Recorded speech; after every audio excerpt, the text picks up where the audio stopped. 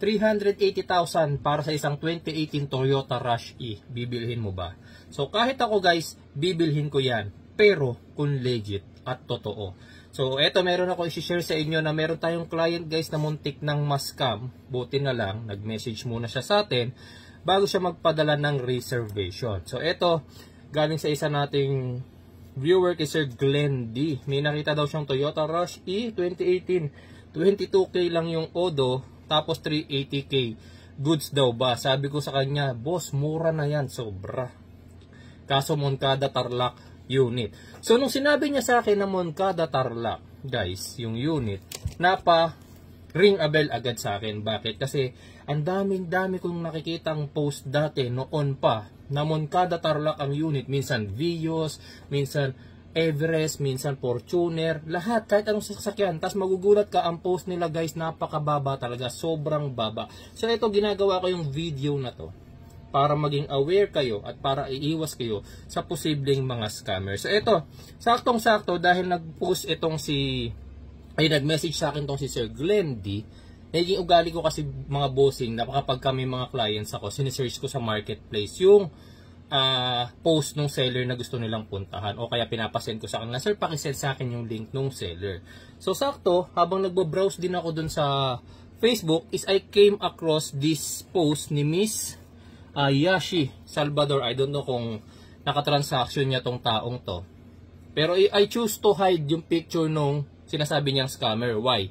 Kasi hindi tayo sure kung ito talaga yung scammer. So ako, I chose to hide yung picture nung tao kasi hindi ko sure ko yan nga yung scammer. Kasi pwede kasing, yung picture mo, di ba? Kahit ako, picture ko, ida-download.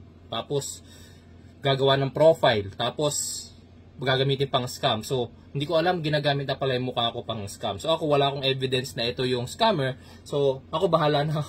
Kaya, doon ako sa safer. I-hide ko yung post. Bahala na kayong hanapin kung saan yung post na to.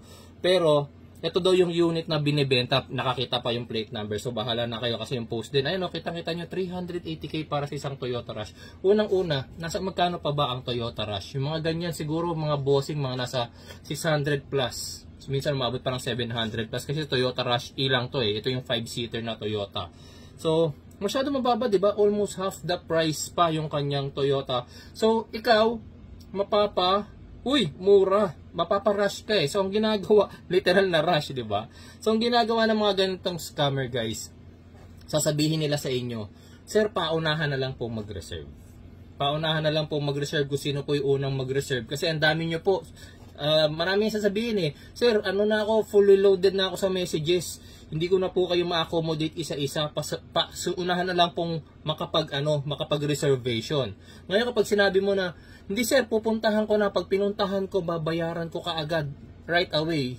Sasabihin niyan sa'yo, pasensya na sir, pag may nauna pong mag-reserve sa inyo, kahit na napapunta na po kayo, hindi ko po kayo, hindi ko po sa inyo bibigay yung unit. So, ganun ang nangyayari. Ganun ang nagiging nila. Kung ikaw, syempre, wow, 380k once in a lifetime to. So, ang gagawin mo, sige, reserve na ako. Magkano ba reservation? So, depende yan sa kanila. Minsan, pag masyadong ganid yung scammer, 50k reservation, o kaya malaki yung reservation. Yung iba naman, pa 10-10 lang, 20, 30, ganun lang ang reservation ng iba dyan.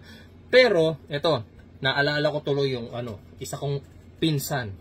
Okay, so, nung nakaraan, may pinsan ako na naghahanap ng Toyota Wigo.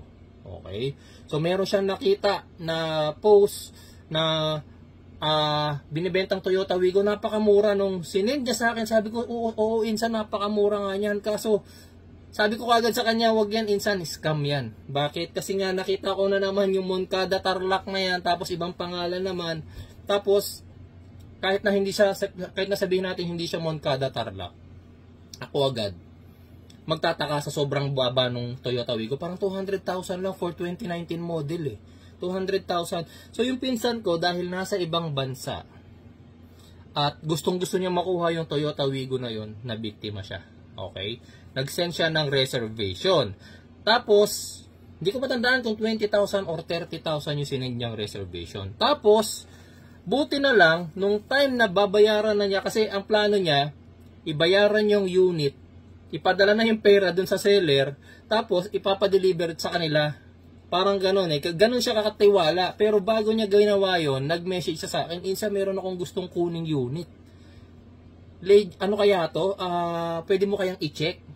Sabi pa niya sa akin ganun. So sabi ko, Insan, send mo nga sa akin yung link. Kasi nung sinabi niya sa akin na 200k lang yung Wigo, nagtaka na ako, napakamura.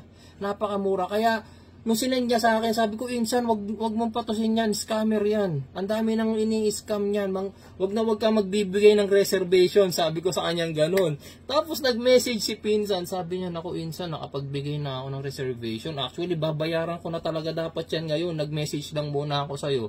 Kasi nga, bigla kitang naisip. Sabi ko, hala, ba't ka nagbigay ng reservation? Okay? So yung mga ganyang scammer guys, wala talagang ganyang legit na unit na napakamura. Okay, wala. Kahit, ayun nyo, mas mura pa siya kaysa sa bangko. Imagine niyo ang bangko. Kung nasa bangko yung Toyota Rush E na yan, baka mga nasa 400 plus yan or mga nasa 500 plus pa yan eh. Yung Toyota Rush E na yan. Pero ito, 380k lang. Tapos, ang panakot lagi nila sa inyo, Sir, marami akong messages na natatanggap. Unahan na lang po sa pagre-reserve. Kung sino po yung unang mag-reserve sa kanya na po yung unit. Kahit na ipagpilitan mo pa na, Sir, on the way na ako, ang lapit ko na sa Moncada, Tarlac. Saan po yung exact location? Malapit na po ako. Sasabihin niyan sa inyo, Sir, reserve po muna kayo. Kasi pag dumating po kayo rito at may nauna na mag-reserve sa inyo, hindi po rin po sa inyo bibigay yung unit. So talagang, pag ganyan guys, wag na wag nyong papatusin. Okay? Pahalagahan ninyo yung pera ninyo. Hanapin nyo na lang yung original post nitong ni Ma'am Yashi Salvador. Kayo nang bahalang humusga. Pero kung ako ang tatanungin, scam po yung ganyang klase ng post. Yung picture, kaya ako hinide, uulitin ko, hindi ako sure kung siya nga yung nangi-scam or nagamit lang yung picture niya pang-scam. Kasi syempre, sino ba namang scammer ang ilalagay mo ang pagmumukha mo? Diba? Walang ganong scammer. Karamihan sa scammer gumagamit din talaga ng ibang profile. Okay? O kaya nanghahack sila ng mga legitimate Facebook, tapos yung Facebook na yun ang gagamitin nilang pang-scam. Hindi na uso yung dating scam na tita mo to, loadan mo muna yung roaming ko. Hindi na uso yung ganong ngayon. Hindi na uso yung ganong scam ngayon. Ang ginagawa na, yung iba nanghahack na ng profile o kaya nangunguha na ng profile picture, tapos gagamitin nila yon para scam ng ibang tao. Ayan na kagaya nito. Usong-uso to ngayon guys, yung scam ng mga sobrang murang sasakyan, kasi kapag sa searches, sila yung laging una ring lumalabas kasi ang daming pumipindot sa kanila. Parang ads sila, pero kapag kasi parang trending na videos or trending na vlogger, kapag maraming nanonood dun sa vlogger na yon, nasasuggest. So ikaw, kung naghahanap ka ng Toyota Rush, masasuggest siya ng masasuggest sa'yo. Kasi nga, ang dami rin nagkiklik sa kanya. So ang dami nagme-message. So sa algorithm ni Facebook, ang dami interested dito sa taong to, i-recommend ko pa. So ang di alam ni Facebook, scam to. So marami siyang nabibiktima. Siguro guys, kung sa isang araw lang, imagine mo kung makalimang tao siya na na-scam sa isang araw, natig sa 10,000, 50,000 pesos yun. Wow! Mas malaki pang kumita sa akin, di ba? Antindi. Yung kinita niya ng isang araw, kita ko na yata ng may isang buwan yun, di ba? So, eto guys, ingat po sa mga gantong scam. Hindi ko sinasabing si bossing ng scam. Mag-imbestiga po kayo. Bago ninyo patusin ang isang deal, puntahan nyo yung unit kung existing talaga. Tignan nyo kung si seller is yung legitimong seller talaga. Mamaya kasi nang i-scam lang po. Okay po, maraming salamat guys sa inyong panonood.